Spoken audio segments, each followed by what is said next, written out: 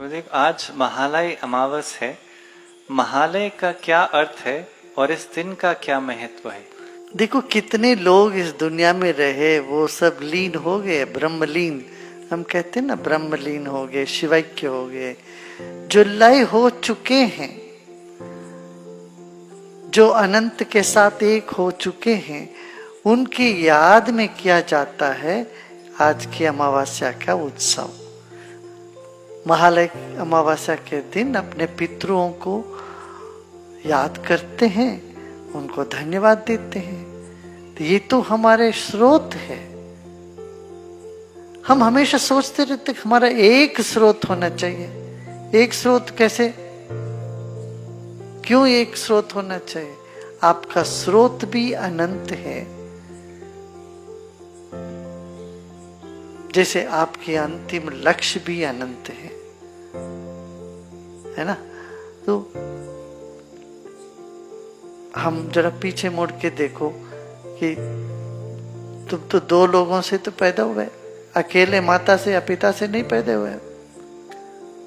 तुम्हारा स्रोत क्या है? माता पिता दो हुए और उनके चार दादा दादी नाना नानी, ऐसे पीछे पीछे जाते जाओ तो अनंत लोगों के वजह से तुम यहां हो आज। तो तुम्हारा स्रोत अनंत हुआ कि एक हुआ? सारे पाश्चिमात्य जगत में लोग इस भ्रम में पड़ गए, एक से निकले, सब एक से निकले। इस तरह की एक में निकलने की, एक से सब कुछ निकालने की चेष्टा होती, मगर वास्तव में देखा जाए तो हमारा स्रोत अनंत है। इसीलिए ये जो वैविध्यमय सृष्टि है, इसके कर्ता धर्ता, इसके संहार कारक, ये सब भी अनंत रूप में विराजमान है। नवरात्रि के दिनों में माँ का आराधना करते एक रूप में नहीं है, एक माँ नहीं है, नव दुर्गा है, फिर 64 योगिनी है, फिर सप्तमातृका है, षोडश मातृका,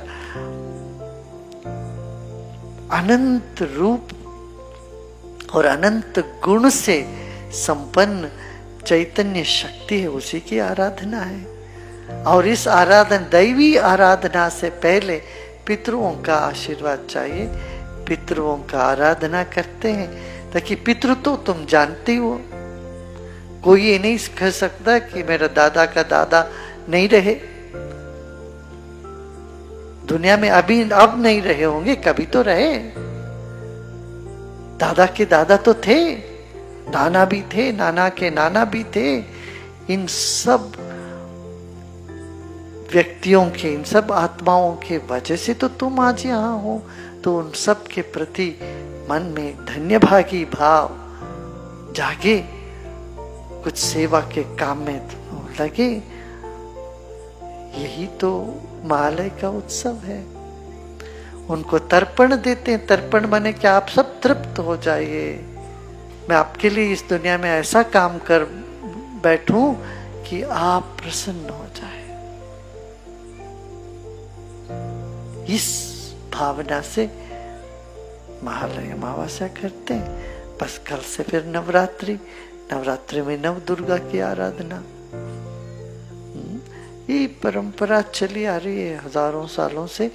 और इससे क्या है, हमारी जो पुरातन पद्धति है, सनातन पद्धति, ये जागृत रहती है। इतना ही नहीं, इससे जो व्यक्तिगत लाभ और समाज में जो इसका प्रभाव अवर्णनीय है, अचिंत्य है। मंत्रों से जो प्रभाव निकलता है साधना से, उपासना से, वो अवर्णनीय है। उसका वर्णन नहीं करता, अचिंत्य है। चिंतन करके या विचार के पकड़ में नहीं आ सकता, चिंतन करके नहीं समझ सकते। मंत्रों का प्रभाव को अचिंत्य कहते हैं। सोच नहीं सकते, सोच के बाहर है इसकी तरंग। इसलिए तरंग रूप में ही अनुभव करना चाहिए। मंत्रों का श्रवण से जो तरंग उठते हैं वही काफी है, उसका अर्थ समझ में आए ना आए ये गौण है।